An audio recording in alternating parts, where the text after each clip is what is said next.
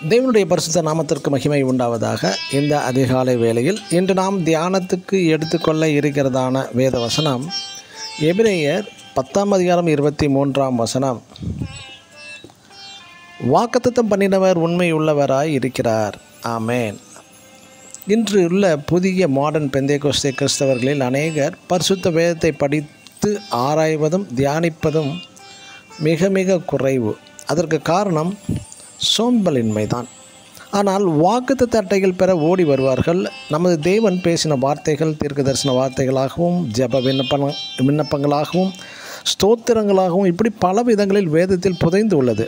நாம் தியானித்தால் மட்டுமே அவைகள் யாவும் புரிந்துவிடும். ஒரு முறை சண்டே ஆராதனை முடிந்தும் இயேசு கிறிஸ்து ஒரு வீட்டுக்குள் புகுந்து என்ன நடக்கிறது என்று பார்த்தாராம். அவ்வீட்டில் அனைவரும், அதாவது கணவரும் மனைவியும் பேசிக்கொண்டது என்னவென்றால், இன்றைய பிரசங்கமானது உங்கள் அப்பாவுக்கு அப்படியே பொருந்தும் என்றார் அவளது மனைவி. குழந்தைகள் குழந்தைகள் ஒரு தெய்வத்துக்கு சமம் என்பார்கள். அக்குழந்தைகள் பேசியது என்னவென்றால், இன்று நம் போதகர் பேசினதான ஒவ்வொரு வார்த்தையும் நமது அப்பா அம்மாவுக்கு ஏற்றாற்போல் இருந்தது என்றார்கள்.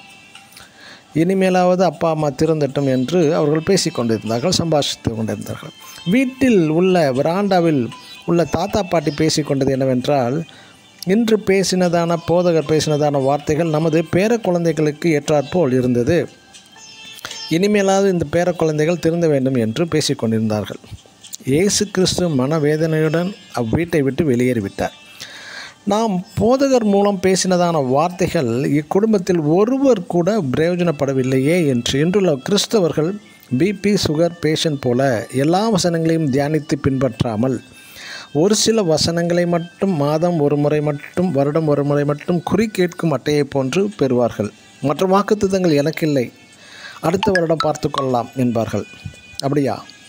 நீயோ கடன் வாங்காதிருப்பாய் என்ற வாக்குத்தத்த குறி சொல்லுகிறதான ஒரு அட்டை நமக்கு கிடைக்கும் வரை நீங்கள் கடன் வாங்கி கஷ்டப்படு என்று நம் தேவன் உங்களை கஷ்டப்பட வைப்பாரா?